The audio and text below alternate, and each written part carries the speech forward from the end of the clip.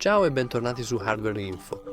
In questo video ti mostrerò come abilitare il potenziamento dei bassi su Samsung Galaxy S25 Plus. Iniziamo? Se desideri migliorare i suoni dei bassi, c'è un modo molto semplice per farlo. Per prima cosa, vai nelle impostazioni. Scorri un po' fino a vedere suono e vibrazione. Qui scorri fino in fondo e clicca su qualità del suono ed effetti. Qui clicca su equalizzatore e semplicemente scegli il preset chiamato potenziamento bassi e poi semplicemente esci e, come puoi vedere ora, ogni suono avrà un aumento dei bassi.